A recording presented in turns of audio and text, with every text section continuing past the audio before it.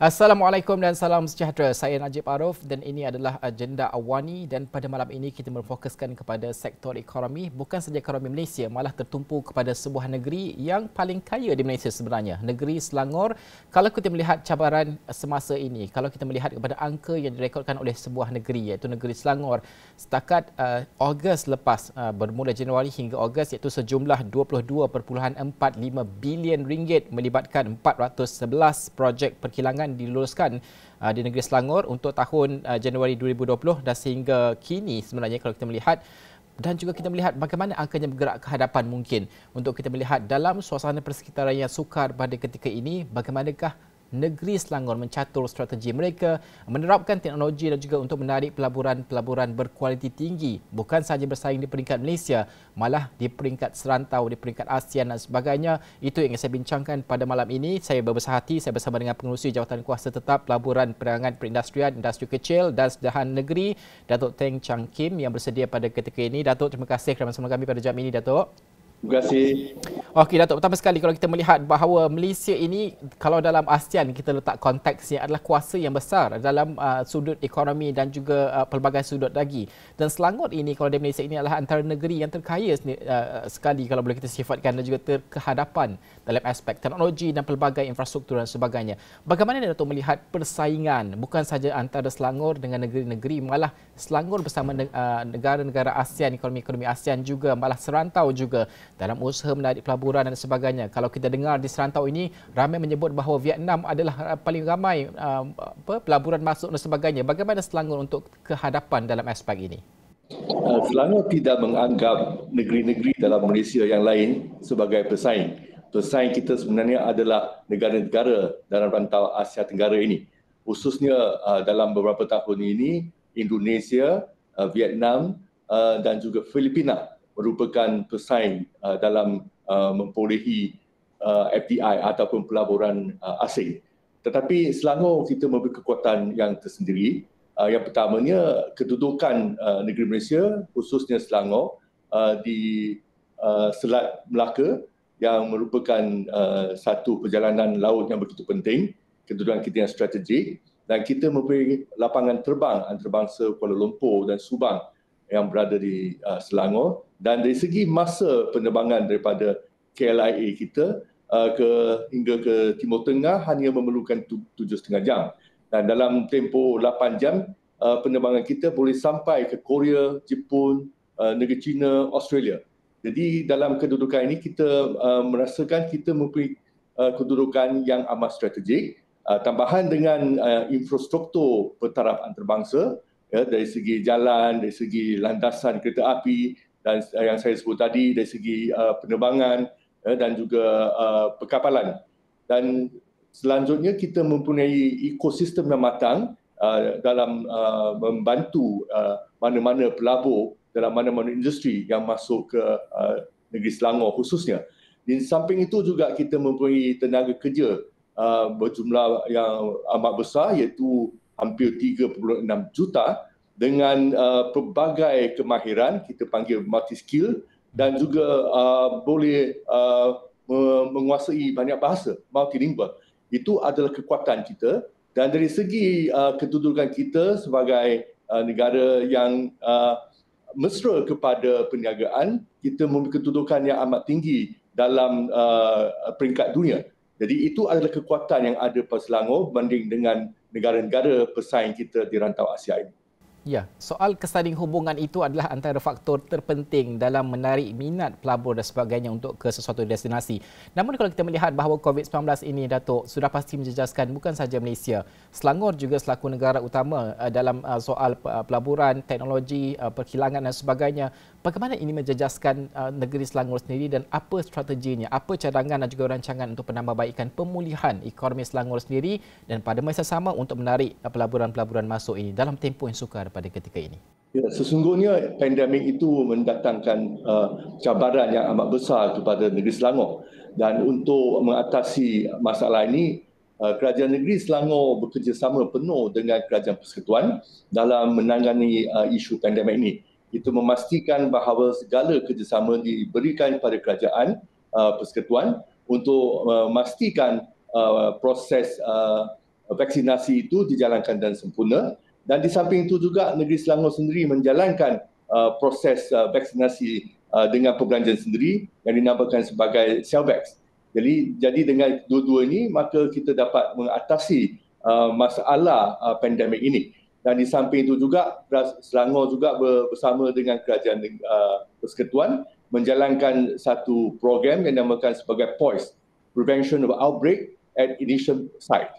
Ini berarti kita menjalankan juga usaha-usaha pencegahan untuk menjamin bahawa pekerja kita terselamat daripada dijangkiti oleh COVID-19 ini. Kalau kita melihat bahawa persaingan itu wujud bukan sahaja dalam soal memulihkan ekonomi antara negeri-negeri, negara serantau juga dan sebagainya, bagaimana untuk Selangor sendiri? Saya tahu Datuk menyebutkan tadi beberapa strategi yang ingin laksanakan, namun strategi untuk memastikan bahawa Selangor lebih ke hadapan berbanding negeri-negeri lain dan juga negara-negara lain di peringkat serantau. Ya, selain daripada mengambil langkah-langkah ini untuk mengurangkan kesan COVID terhadap negeri Selangor, kita telah pun mengambil langkah seperti kita memindahkan aktiviti promosi Selangor kepada atas talian daripada kita terkongkong disebabkan oleh kawalan pergerakan ini. Jadi walaupun promosi kita ataupun misi pelaburan kita tidak dapat dijalankan di luar negara disebabkan penutupan sempadan, maka kita mengadakan semua aktiviti atas talian termasuk persidangan yang kita panggil sebagai SIBS, Selangor International Business Summit. Kita telah alihkan ke atas talian dan mendapat sambutan yang amat baik. Dan selain daripada itu, kita telah menganjurkan pelbagai aktiviti seperti webinar dan kunjungan juga dibuat di atas talian. Jadi berbagai aktiviti telah pun diadakan dan ini mendatangkan kesan yang amat baik di mana kita tidak putus hubungan dengan prospek kita dalam pelaburan ini. Okey, itu soal adaptasi kepada norma baru juga kan Datuk kan. Bagaimana untuk kita melihat bahawa sebenarnya kalau bercakap tentang negeri Selangor ini ada 5 teras utama sebenarnya yang digariskan oleh Selangor dalam membezakan Selangor itu dalam menarik pelaburan dan sebagainya. Itu pertama sekali melihat kepada elektrik dan juga elektronik, sains hayat, pembuatan makanan dan juga minuman, peralatan pengangkutan, mesin dan peralatan. Kalau kita lihat ini mungkin banyak untuk menjadi fokus dan sebagainya. Bagaimanakah 5 kelompok teras ini akan menjadi ataupun mampu meningkatkan pertumbuhan ekonomi Selangor sendiri untuk kita fahamkan? 5 sektor ini atau 5 kluster ini dipilih mengikut cadangan daripada Selangor Industrial Master Plan yang telah pun kita mulakan pada beberapa tahun yang lalu. Tapi disebabkan penumpuan diperlukan, pengkhususan diperlukan, maka kita memberi penumpuan kepada subsektornya, iaitu dalam pengangkutan kita menumpukan perhatian kita kepada arus angkasa dan kemudian dari segi sektor perkhidmatan kita menumpukan kepada produk halal dan juga e-commerce. Itu adalah yang kita tumpukan dan juga kita tumpukan kepada sektor bioteknologi. Oleh sebab itu kita telah pun meluluskan 2 action plan ataupun plan tindakan untuk aero angkasa dan juga plan tindakan untuk biotek, di mana kedua-duanya akan mengambil masa 10 tahun untuk merealisasikan visi Selangor sebagai satu kuasa besar dalam industri angkasa lepas angkasa, aero angkasa dan juga bioteknologi. Kalau 10 tahun itu, Datuk, kita melihat ini adalah tempoh yang panjang lah kalau disifatkan kan. Biasa kalau kita melihat 5 tahun, tapi ini 10 tahun untuk melihat kepada industri aero angkasa dan juga bio dan sebagainya kan. Bagaimana untuk kita melihat, Datuk, apakah industri utama yang mungkin menjadi penyumbang utama kepada negeri Selangor sendiri? Kalau kita melihat potensi, dari segi potensi untuk berkembang di masa hadapan dan sebagainya, apa industri utama yang diberikan tumpuan dan juga menjadi penyumbang utama kepada ekonomi Selangor sebenarnya? Buat masa ini bidang elektronik dan electrical adalah yang paling penting. Tetapi dia bukan satu bidang yang berdiri sendiri. Dia juga sebenarnya bila kita menyebut aero angkasa, dia juga ada sangkut paut dengan elektronik ini. Jadi ini adalah cara kita menggabungkan kluster-kluster ini supaya dia dapat membantu. Dan disebabkan itu juga kita dalam Eruang Angkasa kita juga memberikan perhatian kepada industri yang berkaitan. Jadi dengan cara itu kita dapat mewujudkan satu ekosistem yang lengkap untuk pembangunan kluster-kluster ini. Dengan apa yang digariskan melalui kluster ekonomi ini, subsektor dan sebagainya, sektor-sektor baru juga untuk kita melihat melibatkan teknologi dan juga industri baru ini, bagaimana ataupun di mana tahap keyakinan Datuk sendiri, Kerajaan Negeri Selangor sendiri untuk meletakkan atau memastikan bahawa Selangor sentiasa di kehadapan dalam menyumbang kepada keluaran dalam negara kasar ataupun ekonomi Malaysia ini? Berapa yakin untuk Kerajaan Negeri Selangor sendiri?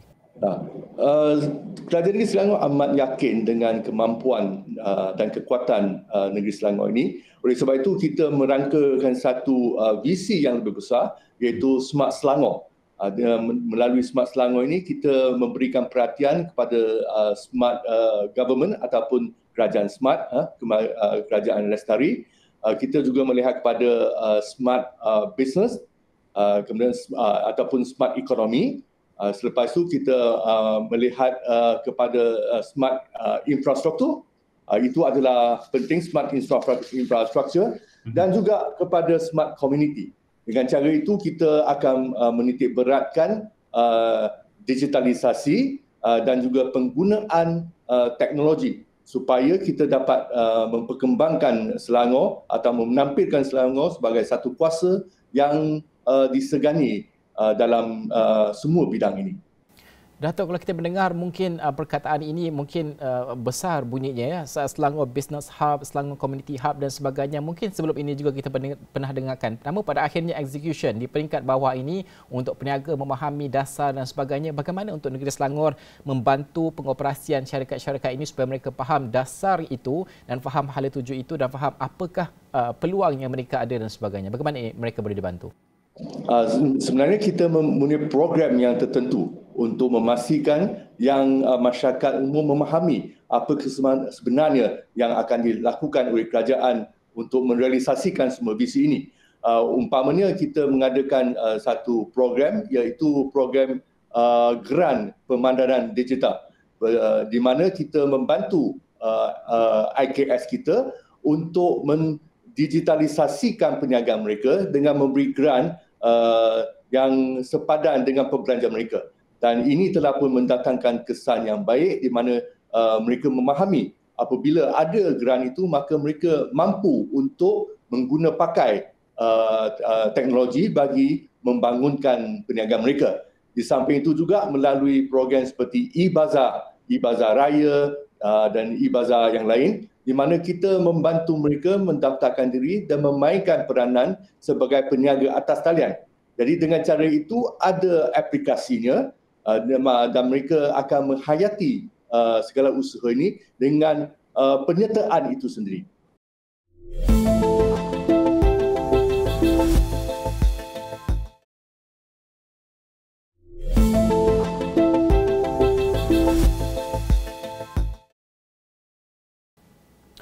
Datuk, sudah pastilah apabila kita ada dasar, kita ada pelaksanaan yang mahu dilakukan, kita hebahkan kepada peniaga dan sebagainya. Namun ini adalah apa yang tertulis di atas kertas dan sebagainya. Cabaran itu wujud dalam melaksanakan dasar dan juga untuk berhubung, berkomunikasi, bersaling hubung dengan peniaga dan sebagainya. Apa mungkin cabaran yang boleh Datuk gariskan yang perlu kita lihat bergerak ke hadapan untuk memastikan bahawa cabaran ini terus diatasi, khususnya di peringkat ataupun dalam konteks negeri Selangor sendiri? Usaha-usaha ini adalah usaha yang baru di mana tidak pernah dijalankan oleh malah kerajaan persekutuan sekalipun. Jadi sudah tentu dia mempunyai cabaran yang amat besar. Kita perlu memperkenalkannya kepada industri kita, khususnya industri IKS ini, memahamkan mereka bahawa ini adalah jalan ke hadapan sekiranya mereka ingin memajukan perniagaan mereka. Oleh itu, pimpinan itu adalah penting. Oleh itu kita bermula dengan berbagai latihan yang ditawarkan oleh kerajaan negeri secara percuma dengan kehadiran fizikal ataupun sekarang ini lebih pada atas talian. Dengan adanya khusus-khusus ini maka kita dapat membantu mereka memperolehi pengetahuan. Selepas itu juga kita memberi bantuan dalam bentuk mendaftarkan mereka dalam perniagaan atas talian dan memberi bimbingan semasa mereka berkembang. Dan lepas itu kita memberikan grant seperti yang saya sebutkan tadi. Dengan cara itu kita juga mewujudkan platform untuk menghubungkan mereka dengan peniaga-peniaga yang lain supaya satu rangkaian perniagaan dapat diwujudkan. Apabila mereka menyertai rangkaian ini, maka mereka mendapat kekuatan dan juga dapat bertukar pengalaman. Dengan cara itu membina keyakinan mereka untuk terus ke arah memajukan mereka melalui digitalisasi. Datuk, bagaimana dalam usaha negeri Selangor menarik masuk pelaburan? Kalau kita melihat bahawa situasi semasa kini melihat bahawa seluruh negara ini pelaburan yang kita bawa masuk ataupun segala pelaburan yang kita luluskan dan sebagainya kebanyakannya menggaji pekerja-pekerja separuh mahir dan juga kurang mahir sebagai contoh. Bagi Selangor sendiri untuk kita mengangkat darjat ataupun kedudukan tenaga kerja kita, memastikan bulangan gaji mereka dan upah mereka tinggi dan sebagainya. Bagi Selangor, bagaimana ini akan diberikan tumpuan untuk memastikan bahawa pelaburan itu pelaburan berkualiti yang akan menggaji pekerja-pekerja berkemahiran dan sebagainya? Ya, cabaran utama untuk industri yang memerlukan pekerja mahir adalah ada jurang di antara tahap yang diperlukan dengan pekerja yang kita latih. Maka jurang itu kita isikan dengan mengadakan kursus-kursus yang tertentu dengan bantuan dan subsidi daripada kerajaan. Umpamanya dalam aspek ataupun dalam sektor aeroangkasa, umpamanya dalam MRO, iaitu penyelenggaraan pesawat, di mana walaupun kita ada graduan daripada kejuruteraan, tetapi untuk mengisi kekosongan dalam bidang tersebut, mereka memerlukan kemahiran tertentu, kemahiran yang lebih tinggi.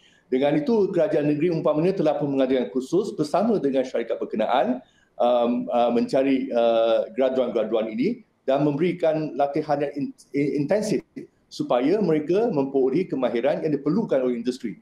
Dan ini sebenarnya memakan belanja yang banyak, tapi bagi kerajaan negeri Selangor ini adalah satu tindakan yang berbaloi di mana kita tahu di manakah permintaan industri dan di samping itu kita dapat memberikan latihan bagi membekalkan tenaga kerja yang benar-benar diperlukan oleh industri. Jadi ini adalah metodologi yang kita gunakan, iaitu berhubung rapat dengan pihak industri supaya kita dapat membekalkan tenaga kerja mahir untuk kehendak mereka. Bukan itu saja, Datuk, sudah pasti ini melibatkan juga institusi pengajian tinggi, pendidikan yang terakhir sebelum mereka memasuki alam pekerjaan dan sebagainya. Adakah ini juga diberikan tumpuan oleh kerajaan negeri? Ya, memang kita mempunyai hubungan rapat dengan pihak badan akademi ini untuk memastikan bahawa graduan kita memberi kemahiran yang diperlukan oleh pasaran dan supaya kita tidak mengulangi kesilapan sebelum ini di mana graduan kita walaupun mempunyai pengetahuan tetapi kemahiran mereka itu tidak mencukupi untuk memenuhi jawatan kosong dalam industri itu sendiri. Datuk, bergerak ke hadapan bahawa kita melihat perubahan ini begitu drastik yang dibawa oleh COVID-19. Sebelum ini kita bercakap bagaimana teknologi itu boleh diterapkan di kalangan PKS sebagai contoh. Namun kehadiran COVID-19 ini antara blessing in disguise kalau kita sifatkan adalah bagaimana ia mempercepatkan adaptasi teknologi di kalangan PKS dan juga di kalangan peniaga-peniaga kita. Bagaimana Datuk melihat bahawa adakah tempoh untuk kita adaptasi kepada segala perubahan khususnya dalam aspek teknologi ini akan lebih pantas berbanding dengan apa yang kita rancang untuk jangka masa panjang dalam konteks negeri Selangor sendiri? Sebenarnya pandemik ini dia merancakkan lagi adaptasi teknologi dan digitalisasi dalam PKS ini. Sebelum ini walaupun kita banyak memperkenalkan teknologi kepada PKS khususnya, tetapi adaptasinya agak lambat kerana pada masa itu mereka tidak nampak keperluannya dan sekarang ini disebabkan berbagai kekangan yang diakibatkan oleh pandemik, maka terpaksa mereka mencari jalan dan mereka mendapati bahawa sebenarnya apa yang diperkenalkan sebelum ini amat membantu. Oleh itu dia sebenarnya membantu, pandemik ini membantu kita untuk memperkenalkan dan memperluaskan adaptasi teknologi dalam perniagaan. Datuk, saya nak pergi ke soalan ini hampir soalan terakhir. Saya ada dua soalan lagi sebenarnya. Kalau bercakap soal keadaan semasa ini, sudah pasti kegusaran utama orang ramai pekerja dan sebagainya adalah soal gaji. Ini yang paling kita pentingkan. Kadang-kadang kita mendengar dasar-dasar ini untuk menarik masuk pelaburan, membuka industri baru, fokus kepada industri ini dan itu. Namun pada akhirnya realiti yang dirasai oleh pekerja itu gaji mereka semakin menurun. Ini adalah angka yang ditunjukkan di peringkat oleh Jabatan Statistik sendiri. Bagaimana di peringkat negeri Selangor sendiri memastikan bahawa segala pelaburan, perniagaan yang ingin diluluskan dan sebagainya ini akan memastikan bahawa gaji itu setidaknya meningkat seiring pemulihan ekonomi dan seiring dengan kenaikan inflasi dan sebagainya. Bagaimana ini boleh dipastikan? Pada peringkat Kerajaan Negeri Selangor, kita hanya dapat menasihati mereka kerana kuasa untuk menentukan gaji asas itu adalah di bawah tangan Kerajaan Persekutuan. Umpamanya pada hari ini saya telah pun mempengerusikan mesyuarat jawatan kuasa tetap pelaburan dan perindustrian. Dalam mesyuarat itu ada kehadiran pihak industri, wakil daripada Dewan Perniagaan. Di situ saya telah pun menekankan bahawa untuk memastikan kita dapat memperolehi tenaga kerja mahir yang setia dengan industri kita, yang setia dengan majikannya, maka salah satu caranya adalah untuk memastikan bahawa kebajikan mereka dijaga. Gaji bukan saja gaji asas perlu digaji semula. Pihak industri tidak seharusnya hanya mematuhi gaji asas yang ditetapkan oleh Kerajaan Persekutuan, tetapi sepatutnya meningkatkan ke satu tahap yang lebih menarik, dan selain daripada itu kebajikan yang lain selain daripada gaji asas ataupun gaji pokok mereka. Jadi itu adalah cara yang lebih baik dapat memastikan kesetiaan pekerja kita kepada majikan mereka. Dan ini sepatutnya industri kita harus memikirkan mencari jalan yang lebih inovatif untuk memastikan kebajikan itu diperbaiki sebelum mereka bertanyakan kepada kesetiaan pekerja mereka kepada majikan. Okey, itu adalah aspek menyeluruh yang dibincangkan dan ditumpuan oleh Kerajaan Negeri Selangor sendiri. Terakhir sekali Datuk, kita melihat bahawa banyak inisiatif perancangan yang sedang dilaksanakan, yang ingin dilaksanakan, jangka masa panjang juga Datuk ada sentuhkan tadi. Namun kalau kita melihat bahawa Selangor International Business Summit ini, sidang kemuncak perniagaan antarabangsa Selangor ini, SIBS, kalau boleh Datuk terangkan untuk 2021 ini apa tumpuan utama? Adakah kesemua yang Datuk sebutkan tadi akan menjadi tumpuan termasuk sektor baru, sektor sedia ada untuk diperkasakan dan sebagainya? Apa tumpuan utama? Ya, SIBS, Selangor International Business Summit ini adalah satu platform yang diwujudkan oleh Kerajaan Negeri Selangor sejak 5 tahun yang lalu. Kita bermula pada sebenarnya 7 tahun dahulu dengan ada menganjurkan Selangor International Expo yang lebih menumpukan kepada expo makanan dan minuman buatan Selangor dan Malaysia. Selepas itu kita berkembang menjadi satu acara yang merangkumi 3 program. Selain daripada Selangor International Expo, kita kembangkan kepada 6 sekarang. Ada 6 acara utama, iaitu Expo untuk makanan dan minuman. Keduanya Expo untuk perubatan yang baru untuk tahun ini. Dan kita ada Selangor ASEAN Business Conference di mana kita menjemput pakar-pakar dalam rantau ini untuk memberi ceramah, bersama-sama memberi pandangan mereka kepada masa hadapan pelaburan dan perniagaan di rantau Asia ini.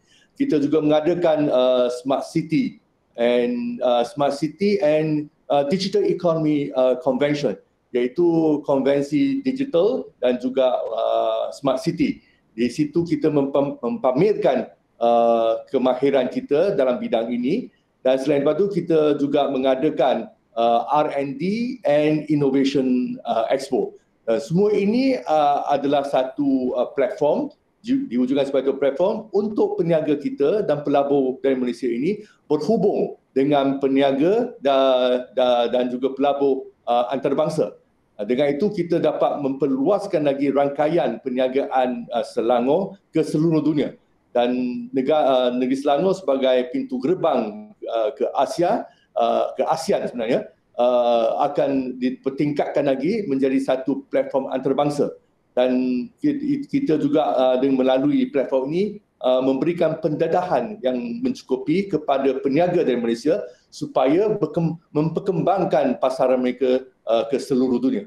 Jadi tujuan utama itu dah demikian, dan kita telah pun, saya berani berkata, berjaya mengadakan satu platform selepas 5 tahun atau 7 tahun berusaha.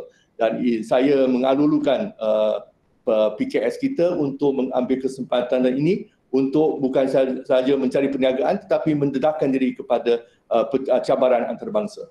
Okey, itu yang paling penting. Bermakna kalau siapa PKS perniagaan yang menonton episod pada kali ini perlulah bersedia kerana banyak yang dirancang oleh pihak Kerajaan Negeri Selangor sendiri untuk memastikan bahawa pertumbuhan ekonomi yang akan memberikan kesan berantai, kalau kita sifatkan kesan berantai positif ini kepada perniagaan dan sekaligus membawa kepada kesan berantai kepada orang ramai juga tenaga kerja kita yang mahir, separa mahir dan sebagainya untuk memulihkan ekonomi, meningkatkan dan memperkasakan lagi ekonomi Selangor, bukan sahaja bersaing di peringkat Malaysia, malah di peringkat serantau, di peringkat ASEAN. Itu yang kita akan saksikan dari masa ke masa. Terima kasih pengurusi Jawatankuasa Tetap Pelaburan, Perdagangan Perindustrian, Industri Kecil dan Sederhana Negeri, Datuk Teng Chang Kim, kerana membincangkan dan juga berkongsi perkara-perkara tersebut.